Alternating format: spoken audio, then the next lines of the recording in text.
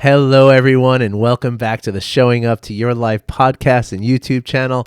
My name is Art Burns, and as I say every day, I'm really excited to be with you today because I'm going to talk about something that's really it should be at the top of everyone's mind, and unfortunately, I don't think it is for most people, and so this is my effort in bringing this to the top of everybody's mind and letting everybody know how accessible happiness can be, right? You heard me talk the other day, I think I mentioned it the other day, that I actually recently purchased the domain name that says behappyfornoreason.com.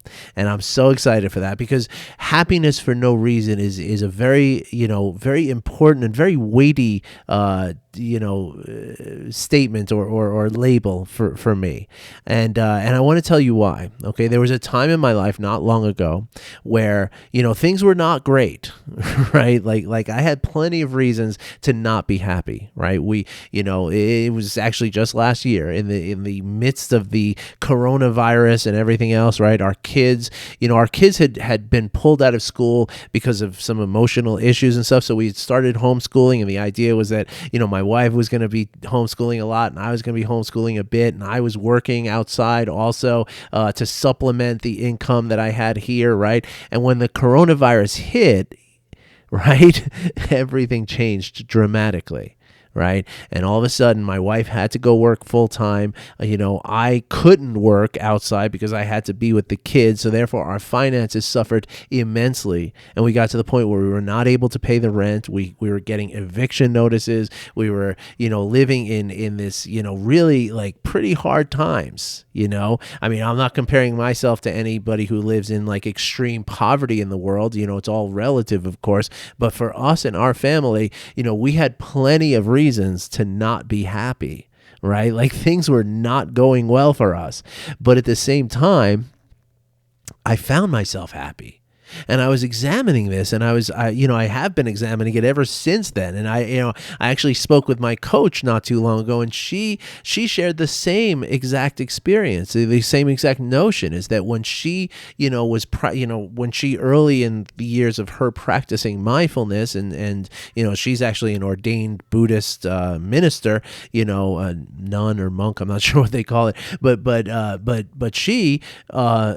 She mentioned the same thing to me, like in a conversation when we were talking, I mentioned this, that, like sometimes I find myself just sitting here and just feeling happy, even as the world is like burning around me, I feel happy. And I was almost like, I was questioning it almost as though it was a fault, right? Almost as though I was somehow, I've talked in this podcast before about bliss bypass, right? And that's a real thing, right? People who, kind of go into meditation and go on silent retreats to avoid the realities of life, right? And to avoid the difficulties in life that cause a lot of pain and a lot of, and invite suffering into our lives, right? And my coach assured me that I was by no means in that kind of space, and that she too had experienced the same phenomenon.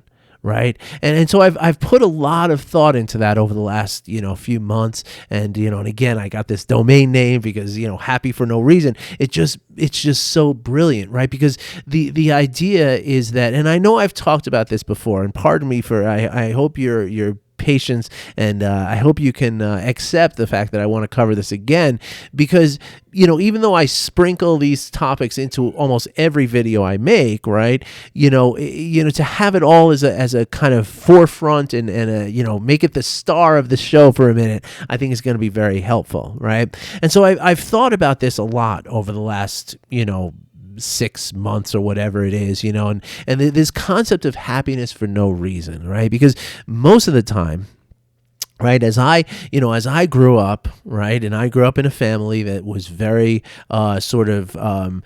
money centric, right? It was all about your career. It was all about, what you do for a living, right, really defines you, right? And the amount of money you have, the kind of car you drive, the kind of house you live in, all that stuff defines you, the clothes you wear, the watch you have, all that stuff, right? And that's how I grew up, right? And I am no different from many other people in this world and in this part of the world of the Western, U.S., Western Europe, whatever, that we have this sense, this sensibility that's very similar to what I just described, right? Whereas we place our self-worth, right, our own self-value is placed in the material goods that we have, or the status that we achieve in our lives, right? And because of that, myself and many other people in the world, right?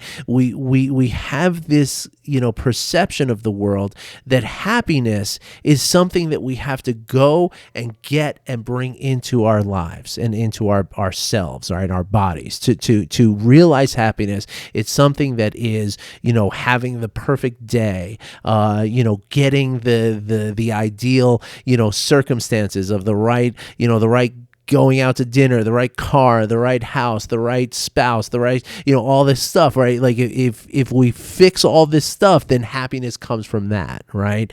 And of course, those things do offer joy, and it's hard to deny that, right? If I lived in a house that had 25 rooms and I had my own movie theater and I had a tennis court and a swimming pool and basketball court, indoors, so my son and I could play even in a blizzard, all that, sure, that might bring me some joy, right? But it does not bring me happiness. Because at some point, I'm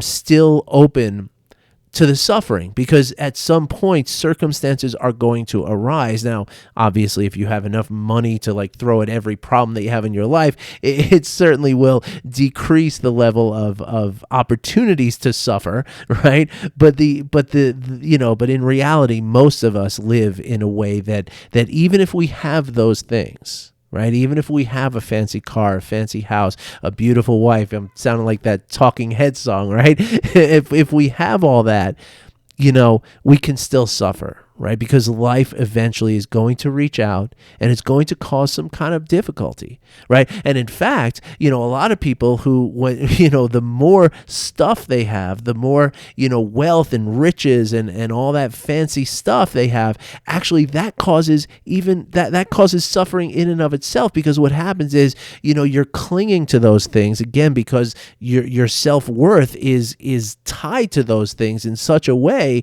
that you're afraid of losing it, right? And so you spend your days, just in fear of what happens if I lose all this, right? And so then I think about, then I kind of keep, as I said, I've been thinking about this a lot, and I've been journaling about it. I've been, really trying to contemplate. I talk about it in these podcasts and YouTube channels. But the concept of children, right? Like, again, when my experience tells me, right, and my belief from my experience tells me that when I remove the anger, when I remove the resentment, right? And again, I'm talking about just last year when I was, in the midst of this, really difficult time with, coronavirus and lockdown and everything's closed. You can't get toilet paper and all that stuff. Remember that was really a rough time for many of us, right? And during those times, it required a lot of work on my part to get rid of the resentment, right? Like, this isn't fair, right? This shouldn't be happening to me. I didn't do anything wrong, right? When I allowed myself to work that through and shed that, let that go, right? And I let go of the anger, and I let go of the frustration, and I let go of the shame or the grief or all of those things, or any and all of it, right? When I remove those things, what I realize is that it doesn't leave a void within me, right? That in fact, when I let go of all that, it's not just emptiness. What's left there is happiness, right? Because happiness is truly that's our baseline, right? That's the normal way for us to be. And when I start thinking this way, I think of little children, right? You know, if you have a little child, who, controlling for developmental issues, controlling for anxiety that the child is picking up from the parents, controlling for, illnesses and other, difficulties that might be arising. But even in the face of a lot of that stuff, little kids, 3, 4, 5 years old, they're not even suffering through that stuff the way that we think they should be suffering, right? But when you take a bunch of 3 or 4 or 5-year-old kids, right, if they've had a nap, they've had a snack, and it's not raining outside, then they're happy, right? Like, that's their reality, is that they are happy. And again, they're not happy because it's not raining, right? That's not the reason they'll give. They're not happy because they had a snack. They're not happy because they had a nap. They're happy really for no reason at all. But they're happy in the absence of the anger and the frustration and the resentment and all these things that would happen if it were raining, or if they weren't fed well and they didn't get to take their nap, right? And so it occurred to me, and this is something that I'm really kind of, following, because it seems so, so real to me, right? That the fact of the matter is that happiness is our baseline. Like, we're born into this world in happiness, right? I mean, it could also be said that we're born into the world with suffering, and that's sort of the Buddhist kind of concept, right? That life is suffering, and that is true, right? Like our minds tend towards suffering, right? But the suffering comes from the aversion and the clinging and the delusion and the wishing things were not the way they are, right? That's where the suffering comes from. And again, I was actually on a podcast yesterday with a friend of mine who he was interviewing me, and we're going to be doing this as a regular thing. I'll definitely publish, kind of promote that here on this channel too. But he, speaking as a Buddhist, he said when we're born, we're crying, and yeah, I get that, right? That's true. I mean, you just went through a very, very traumatic experience, right? You spent 9 months in this warm, moist womb where everything was fantastic. And then all of a sudden, within a couple of hours, just your entire life changed and you're pushed out into this cold, bright, really scary place, right? And so, yeah, so we do kind of start out with suffering, right? But at the same time, that suffering is very temporary and very impermanent, right? Which is another kind of aspect of everything that we're talking about here, right? That the things that prevent us from our happiness, right? The anger, the resentment, the frustrations, all these things that I've been talking about here, right? They are impermanent, right? Just like the screaming of a baby when they're first born, it's impermanent. It doesn't last very long. Right. In fact, with my daughter, I'll never forget, I was actually the first person to hold my daughter. My wife said, no, give it to him, and the second that I was holding her, she stopped crying, and that was just amazing. I wish it worked as well when she's 12. I seem to have lost my touch somehow.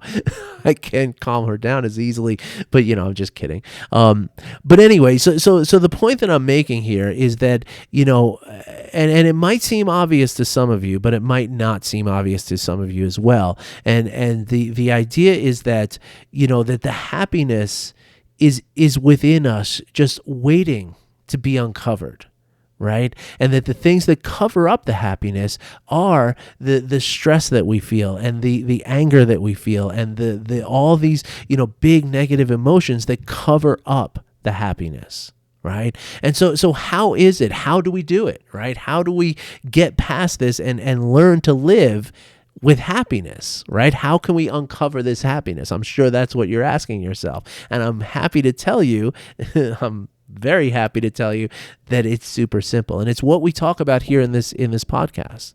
All right. And to me, the way that I teach this and my own sort of, perspective on this is that it's really 4 main qualities, right?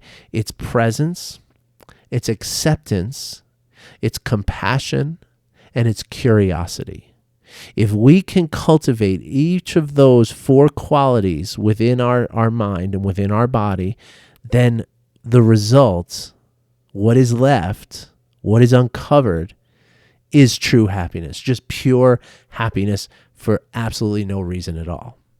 So let's go through these 4 real quick. And again, I know that I talk about this a lot, right? I know. And I hope that you're accepting, pun intended, I hope you're accepting the fact that I want to really emphasize this today in this podcast episode because it's that important. It really is, right? So the first thing is presence, right? So many of us, I've done full podcasts on this before, right? Like we are, encouraged throughout our entire lives to be in this sort of preparation mode for our entire lives, right? When you're 4 years old, next year you're going to go to school, right? And then when when you get into school in kindergarten, first grade, there's second grade that you're preparing for, right? And you're preparing, entirely, all of your grammar school is preparing you for middle school, and middle school is preparing you for high school. High school is preparing you for college. College preparing you for a career. Every time you go out on a date, you're preparing yourself for someday being married, right? And this is how we are promoted to live, right? Like this is how the system, kind of makes this the reality, right? And so presence is something that is not very intuitive for most of us, right? Because again, we're taught from that very early age right to the prime of our intellect in our mid-20s, right? That's what we're taught, that it's all about what's happening next. And so what happens is we develop that as a habit, right? And it becomes an unconscious habit, right? So when you're eating lunch, you're thinking about what's for dinner. When you're eating dinner, you're thinking about dessert, right? When you're washing the dishes, you're thinking about getting done with them so you can watch your television show and have a glass of wine or a cup of tea. When you start out on a journey in your car, you're thinking about, when do I get there, right? Like, when am I arriving, right? Like it's the first, the classic thing of the kids, right? Are we there yet? Are we there yet? Are we there yet? Right? Because we train ourselves not to be present with what we're doing, right? Not to do the dishes just to do the dishes, not to enjoy the ride for the ride, right? Not to just enjoy the journey as opposed to the destination. Right? It's something that we're taught to do this through society and through generational cycles, through many other kind of ways, right? But that's the effect, right? Is that we're not present.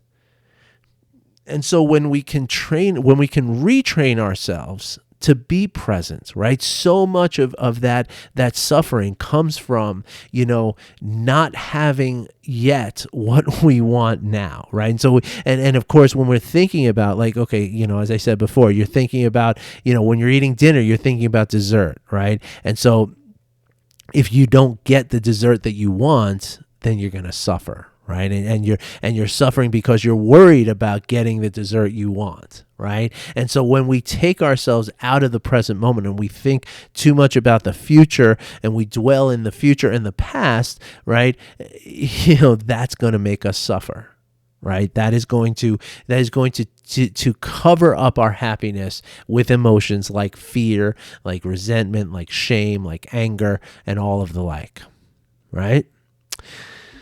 The second concept is acceptance, right? And acceptance is a really, really big thing, right? Now, I mean, again,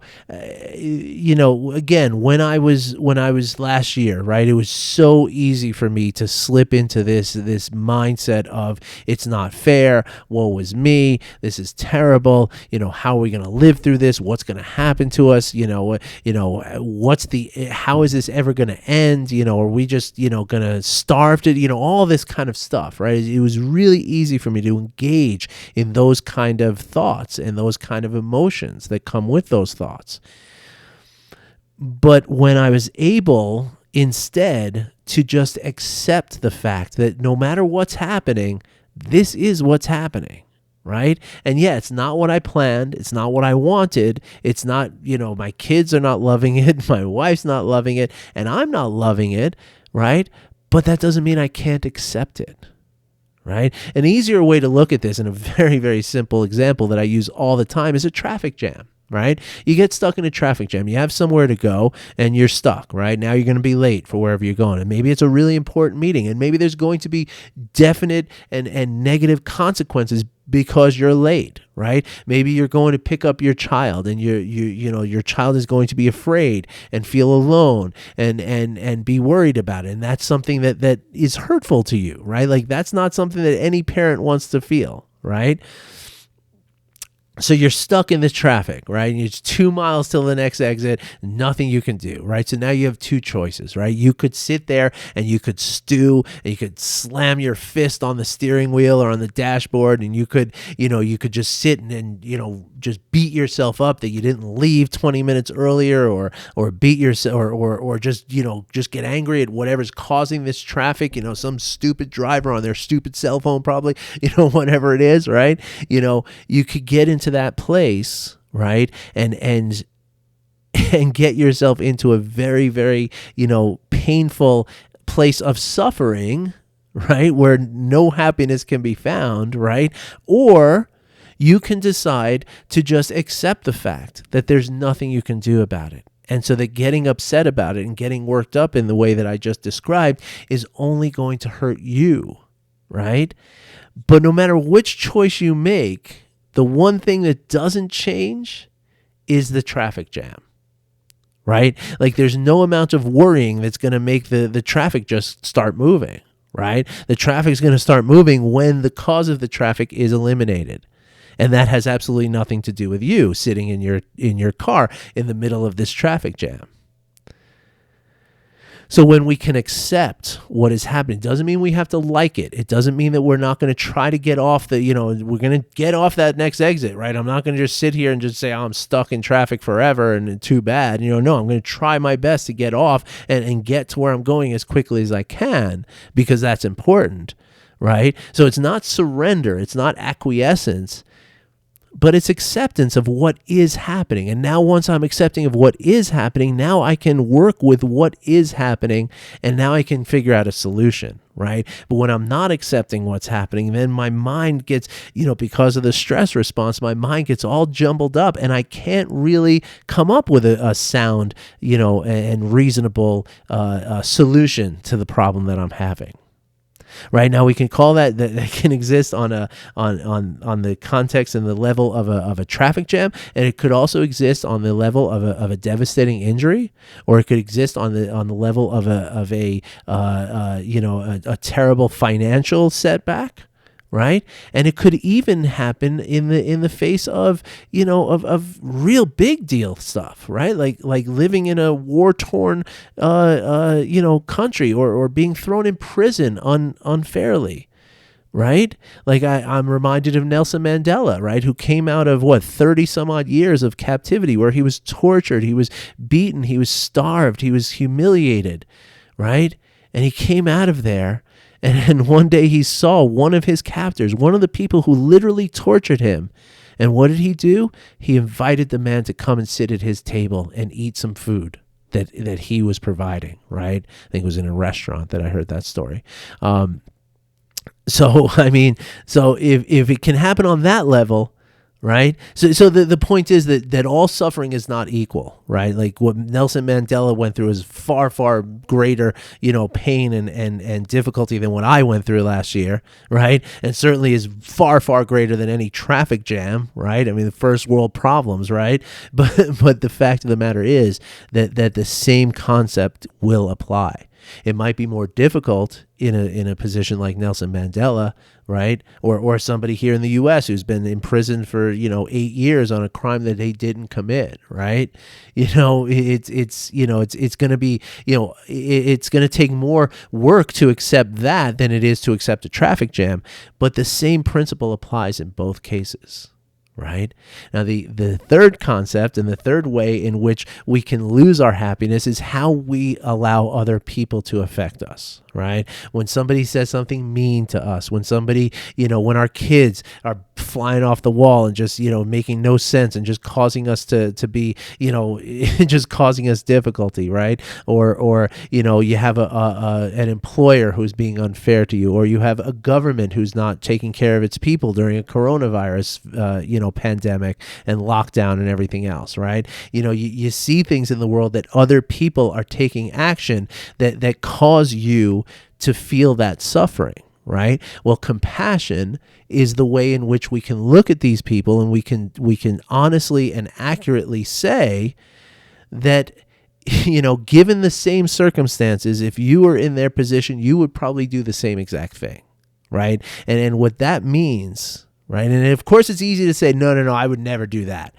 But you can't say that unless you have walked every single minute in that person's shoes, right? Even Thich Nhat Hanh, who's the embodiment of peace on earth. He says this, that there's pirates out there on the coast of Vietnam and Thailand who do horrible things to people.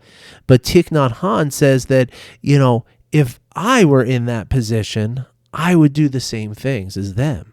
Because they don't know that it's wrong, right? Because that's their reality, right? And so compassion is what allows us to recognize and to realize that every single creature on earth is doing the same thing every single day, which is to say that we are all taking action in the interest of increasing our happiness and decreasing our suffering. That is the motivation universally for every creature on earth. And that is, once we can reframe it in that way and we can see that these horrible things that people are doing, and again, this is on a sliding scale, everything from the person who cut you off on your way to work today to the person who is, killing hundreds of people in a massacre, right? Like this, it's a sliding scale, it's a spectrum, but the same reality applies, that each of these people, the person who cut you off on the way to work today and the person who slaughtered people in cold blood, the same reality and logic applies, that each of these people was acting in a way that they thought would increase their happiness and decrease their suffering. It really is that simple and straightforward. And then finally we come to curiosity, right? And curiosity is, in mindfulness, when we're first learning mindfulness and the very definition of mindfulness is non-judging moment-to-moment awareness, right? And that non-judging part, right, is so when we label a particular, experience, the traffic jam, the screaming child, the setback financially, right? When we label these experiences as bad, right? What we automatically want to do is we want to avoid them, right? We want to get rid of them. We want to get out of there, right? And likewise, when we label an experience as good, we want to cling to it and we want to, never let it go, right? So when we're, and this is where a lot of our suffering comes from, right? Because, and again, it's all tied together, right? Because accepting things that are bad, right, quote unquote bad, I'm doing the air quotes for all of you on the podcast here, when we can accept the things that are bad, right? And also accept the fact that the good things are not going to last forever, right? When we can accept this, then it doesn't feel, we don't succumb to that clinging or that aversion, right? And so curiosity is the way to employ that non-judging awareness. Right, because it's natural to want to judge things, right? And again, this is something we're taught, right? We're taught a headache is bad, so you got to take an Advil and feel good, right? It's just baked into our existence, right? But a headache is not bad. A headache is just, it's uncomfortable, but it's not bad. It's just a function of your body, right? There's something that's causing the headache. And in fact, you'd be wise to listen to the headache and to pay attention to it and to try to find the root of the headache, so that you can feel better, but also make sure that you're not, really sick, right? Make sure that there's not something underlying here that could be really damaging to you on a much bigger level than an Advil will take care of, right? And so when we're curious about things, right, when we're curious about the headache, when we're curious about the emotions we're feeling, the thoughts that we're having and everything else, then it helps us to not get entangled in them, to not get stuck in them. right? And instead take a step back and realize that, it's just what's happening. Whether it's something that we wanted to happen or something we didn't want to happen, it's the reality. And so if I can be curious about it, then I'm less likely to judge it. And if I don't judge it, then I'm less likely to suffer from it. And in the absence of all of this suffering lies my happiness. And therefore, I am happy for no reason at all. All right, folks, I hope you enjoyed this episode today. I hope you found it helpful. I hope you found it inspiring, and I hope you found it educational. And if any of the above is true, then let me know. And if any of the above is not true, and you maybe have some questions or some concerns or maybe some arguments about what I've said, I actually posted something this morning on social media, and a very good friend of mine is arguing with me about it, and that's cool. I want the argument. It doesn't mean that we have to be mean to each other. It doesn't mean that we can't be compassionate and still debate something that you have an argument about. So if you have something here that I've said that you don't agree with, I would love to hear from you. In other words, I'd love to hear from you for no reason at all, anyone, because that also is part of what we're talking about, right?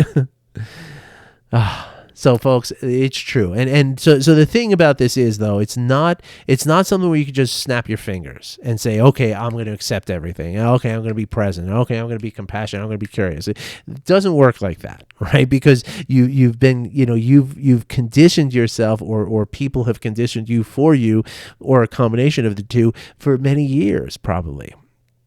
Right? If you're a 35-year-old person, say, then for the last, 35 years, you've been conditioned to the way that you are right now.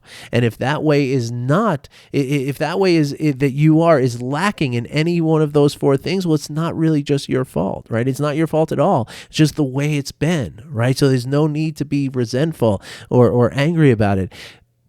But the key is to simply practice, right? Because knowing that you have, all of this influence behind you that's brought you to this point, accepting and understanding with presence, acceptance, compassion, and curiosity, then it's going to take some work to get out, right? The really good news is that it's nowhere near an equal amount of time, right? Because it didn't take you 35 years to develop these habits. You've just been practicing them for 35 years. The good news is that within about 8 weeks or so of practicing presence, compassion, acceptance, and curiosity, you can form new habits and you can form a new way of being, and you too can seriously be happy for no reason at all. And I would love to help you do that. So if you'd like some information on how I can help you, please reach out, okay?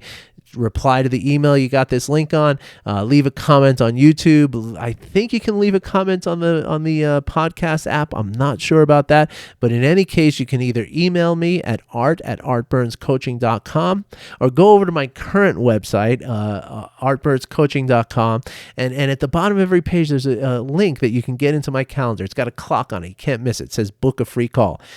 Hit that link. You just find a day and a time that works for you, that is also open for me. Everything that's open, I think, is in black. Everything that's not open is in gray. I believe that's how it's set up. Pick the time, click on it, enter your email, your phone number, and I don't even know if I have any questions at this point on there. I used to have some questions to sort of prepare people for the call or whatever, but I'm open now. So just, it's a 45-minute call. We're going to talk about exactly what you want to talk about. And so if you're interested in that, there's no cost to this. I cover the cost for that first call. And if you're interested in during that call, oftentimes it will arise like, okay, well, how do we do this on an ongoing basis? And I'll share that with you. But if you're not interested in that, there's no pressure. I promise you that. And I invite you to challenge me on that, because I never pressure anyone. And that's something that people have told me time and time again. And I would love to show you what it feels like to have this, YouTube guy, this podcast guy, not try to sell you something, but instead just show up to try to help you, because that's what I'm going to do. All right, everybody. Thanks for watching. Thanks for listening. I wish you well. I'll be back in tomorrow. Take care.